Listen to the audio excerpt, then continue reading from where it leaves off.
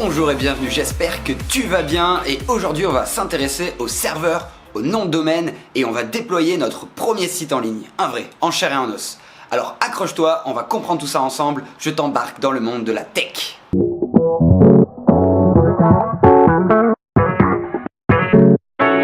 Un serveur va nous permettre de récupérer des fichiers, comme on l'a vu à l'épisode numéro 2.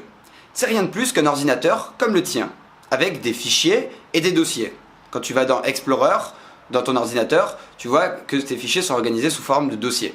Et notre serveur, ça va être la même chose.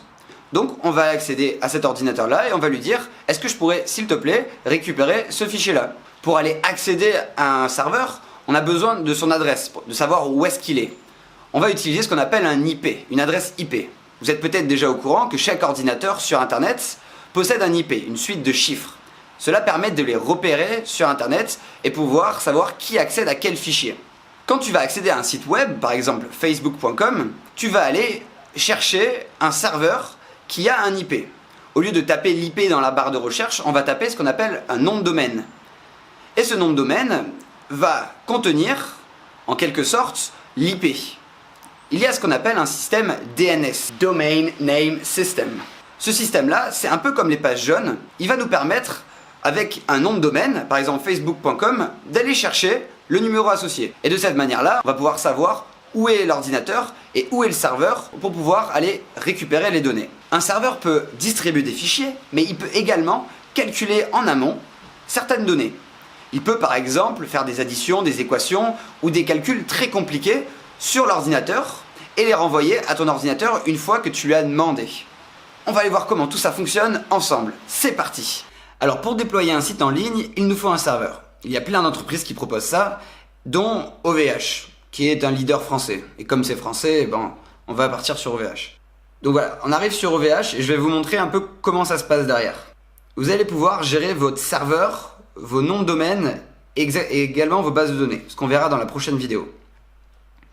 Donc on voit ici, voilà, domaine, j'ai un site qui s'appelle getmydeveloper.com dont je vous parlerai dans une prochaine vidéo.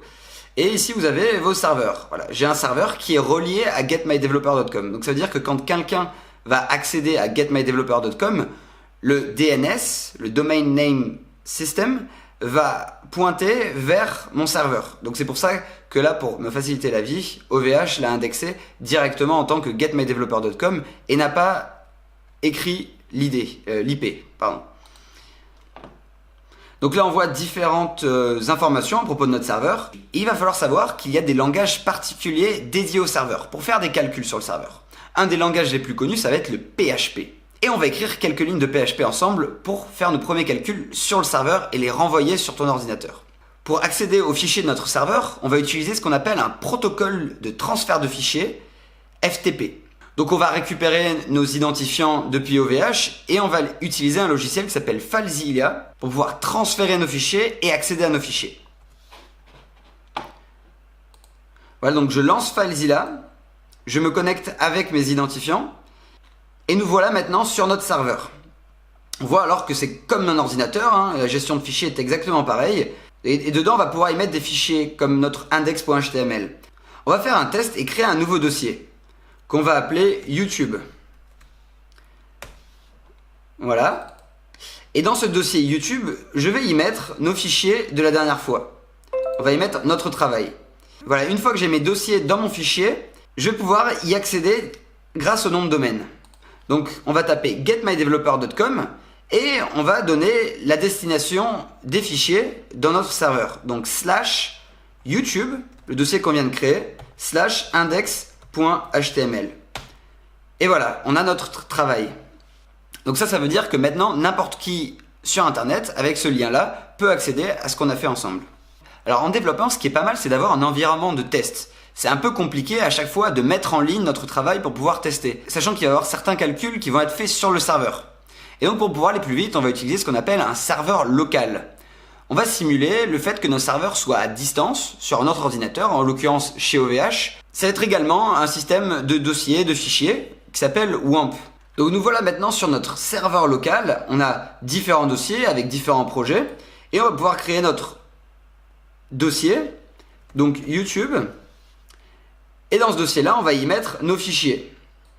Voilà. On a nos fichiers sur notre serveur maintenant.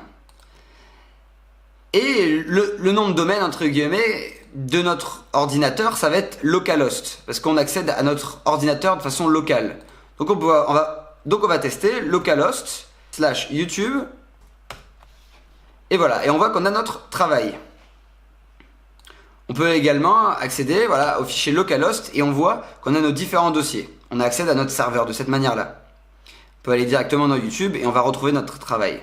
Maintenant, on va créer notre premier fichier serveur, notre premier fichier PHP qui va faire des calculs sur le serveur et va les renvoyer au client.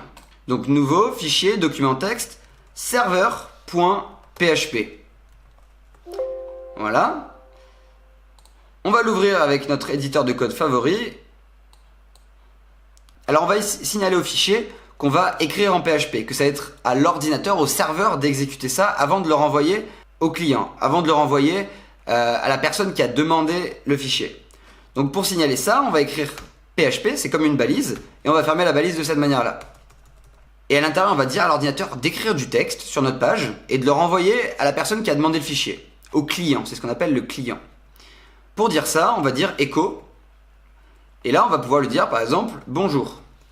Voilà, rien de compliqué, on ferme toujours nos phrases avec un point virgule, on sauvegarde, et là maintenant, quand on va aller sur notre serveur, localhost / YouTube / serveur.php, on voit qu'on a bonjour. On va également pouvoir écrire du HTML directement dans notre fichier PHP.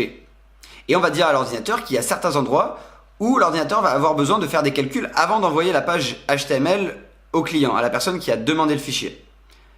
Donc ce qu'on va faire, c'est qu'on va aller importer notre HTML dans notre fichier PHP. On va copier ce qu'on avait fait avant et on va le coller dans notre fichier PHP. Voilà. Et ce qu'on va dire, c'est qu'à la place d'écrire directement en HTML le bonjour, on va l'écrire en PHP. Pour l'instant, ça n'a pas grand intérêt, mais c'est pour comprendre.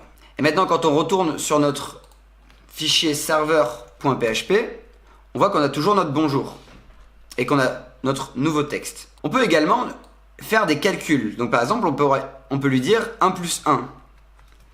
Et quand on recharge, on voit bien qu'on a 2 ici. Le serveur a fait le calcul et l'a renvoyé à la personne qui a demandé le fichier HTML. Alors vous allez me dire que ça revient au même que de le faire en HTML ou même en JavaScript. On peut faire des calculs en JavaScript sur l'ordinateur également. Et c'est une très bonne question à se poser en développement. Quelles actions on va faire sur le client, sur la personne qui a demandé le fichier, et quelles actions on va faire sur le serveur, sur l'ordinateur qui va envoyer les fichiers. Utiliser le serveur pour faire nos calculs permet d'avoir la puissance de calcul nécessaire pour par exemple retoucher des images ou faire de l'algorithmie très complexe dans le cas où on n'est pas sûr que le client, donc la personne qui demande le fichier, n'a pas la puissance de calcul nécessaire sur son ordinateur. On a peut-être des gens qui utilisent un site web avec un téléphone ou un ordinateur qui n'est peut-être pas très puissant, et pour leur permettre d'avoir une expérience qui est décente, on va faire tous les calculs sur le serveur et leur renvoyer le résultat. De cette manière-là, on est sûr de ne pas avoir de bug. Utiliser le serveur, ça permet également de sécuriser les transactions. Quand une personne va exécuter du code sur son navigateur, on peut avoir des hackers qui vont manipuler ce code-là et par exemple procéder à des transactions frauduleuses. Quand on veut être sûr qu'une transaction est vérifiée, on va les faire sur notre ordinateur. Parce que le propriétaire du site web est le seul à pouvoir accéder au serveur. Et de cette manière-là, on est sûr que personne ne va pouvoir jouer avec ce code-là et personne ne va pouvoir hacker notre site. Et enfin, le serveur nous permet également d'accéder à une base de données, ce qu'on verra dans une prochaine vidéo. Un des avantages du serveur, c'est qu'il faut envoyer et recevoir des informations depuis Internet. Les utilisateurs n'ont peut-être pas tout le temps accès à Internet ou ont peut-être des fois une connexion Internet qui est assez lente et on n'est pas sûr de récupérer toutes les informations dont on a besoin. Donc c'est pour ça qu'il faut trouver un juste milieu entre les actions qu'on va faire sur le serveur et les actions qu'on va faire sur le client, sur la personne qui accède au site web. Donc voilà, j'espère que tout ça est clair maintenant. On a vu un petit peu de code, un peu comment tout cela fonctionne du côté du serveur, du côté du nom de domaine. Et si vous avez des questions, n'hésitez pas à les poser en commentaire, je serai très heureux d'y répondre. En attendant, je vous dis à la prochaine.